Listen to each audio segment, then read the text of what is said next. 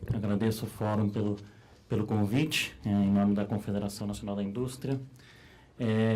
Eu sirvo a área de negociações internacionais da Confederação Nacional da Indústria, portanto, minha área de trabalho é um pouquinho mais afastada em relação à área de medicamentos e à área de saúde em geral.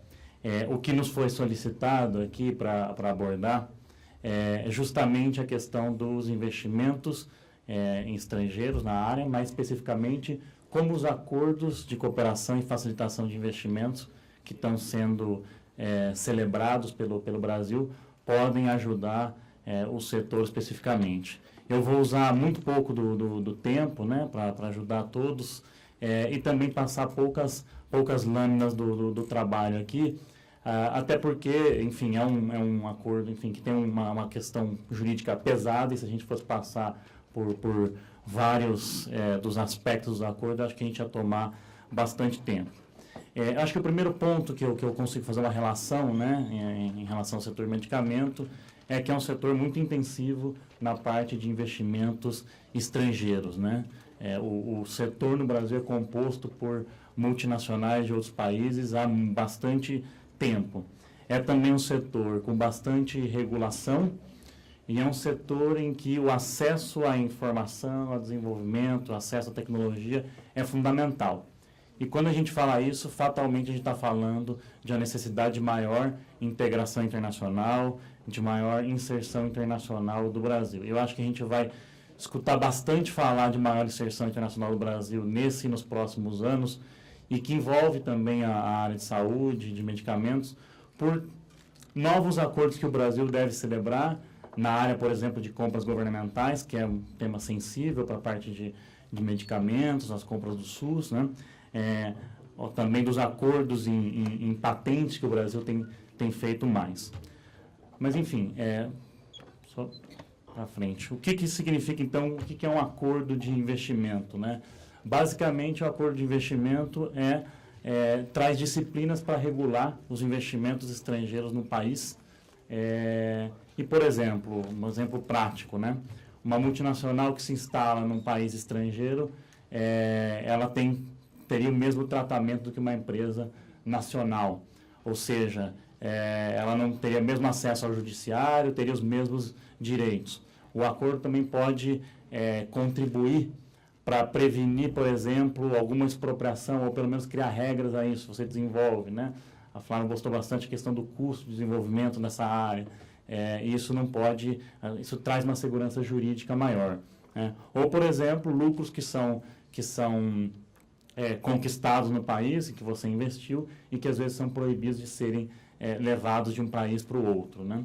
Então, esses acordos criam regras para isso. Existem mais de 3.000 acordos desse tipo no mundo, e o Brasil não tem nenhum em vigor ainda, mas recentemente assinou 7 desses acordos. O Brasil tem um histórico desses acordos de investimento, assinou acordos na década de 90, com 14 países, foram 16 ao todo, contando acordos regionais, mas o Brasil nunca internalizou por entender que algumas regras desses acordos eram inconstitucionais e algumas que não atendiam ao interesse público do Brasil, né? Citar um exemplo, a definição de investimento nesses acordos internacionais estava uma definição muito ampla, né? Não só investimentos produtivos estavam colocados na definição, como também investimentos financeiros, por exemplo, que não eram necessariamente o interesse do país que isso fosse protegido. E também a cláusula que é bastante conhecida no mundo, quem estuda esse tema, que é a cláusula do investidor-Estado, ou seja, a empresa pode acionar um país num foro internacional para buscar os seus direitos. Isso causou muita controvérsia também dentro do Brasil, e o Senado, o Congresso brasileiro, acabou, então, rechaçando todos os acordos. Mas os acordos passaram a ser revisados no mundo inteiro, e o Brasil também tem revisado a sua posição. Não só como forma de atrair investimento estrangeiro, mas também numa forma de fomentar os investimentos brasileiros no exterior. E aí eu vou focar de novo em 2 pontos importantes, que foram alvo de revisão e que o Brasil tem participado ativamente disso. Por exemplo, nesses acordos de investimento, a definição de investimento se tornou muito mais para proteger investimento produtivo de fato, investimento que traga produção, que traga desenvolvimento para aquele país em que a empresa está instalada. Outro ponto muito importante é a própria questão do investidor Estado. O Brasil há muitos países revisando o seu modelo de acordo, Estados Unidos, o bloco europeu, né, a União Europeia fez uma consulta pública recentemente sobre o tema, Austrália, Noruega, enfim, todos eles muito insatisfeitos com esse ponto do investidor Estado, principalmente porque muitas vezes a arbitragem, os árbitros eram pouco preparados, tinha pouca isenção em muitos casos, enfim, então houve a necessidade dessa recriação, dessa revisão, desse movimento. E o Brasil optou, então, por um outro tipo de mecanismo de solução de controvérsia, que é o chamado solução de controvérsia Estado-Estado, ou seja, entre países. Ou seja, de todos os contratos que as empresas fazem, etc., criou-se, então, uma outra camada de proteção de segurança jurídica, que é um acordo entre países e que tem uma cláusula de solução de controvérsias entre Estados, que é mais transparente, etc. Né? Bom, passando rapidamente, o Brasil, por enquanto, só celebrou acordos com países em desenvolvimento, principalmente por conta dos seus interesses fora. São países africanos, Malau, Moçambique, Angola, e países da América Latina, México, Colômbia, Chile e Peru. E o que eu queria mostrar, na verdade, acho que a síntese um pouco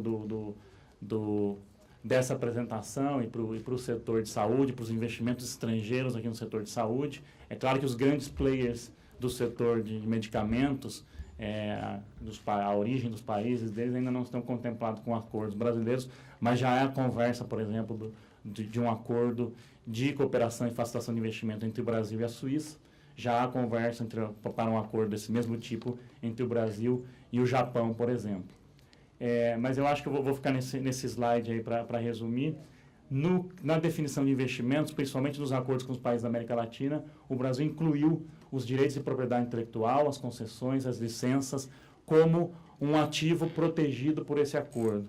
Então, países que têm esse acordo com o Brasil terão essa proteção também.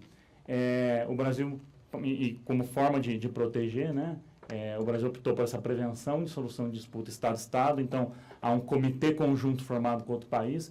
Se tiver algum problema, alguma medida implantada no país que atinge os interesses da empresa, você tem até 120 dias para solucionar isso pacificamente no comitê conjunto. Se não, é possível ir a uma arbitragem entre Estado e Estado, mas uma arbitragem que tem muito mais um código de conduta para os árbitros, que tem maior transparência, que tem maior processo de revisão. Portanto, por último, eu acho que esses acordos colocam o Brasil de volta no mapa, né, dos acordos de investimento, trazem uma proteção adicional às empresas estrangeiras que querem investir e inovar aqui no Brasil, e tem um pilar de proteção que dá uma resposta mais séria e menos custosa para o setor privado. Então, é uma forma, enfim, de encorajar o setor, os investimentos estrangeiros no nosso país com essa nova ferramenta. Obrigado.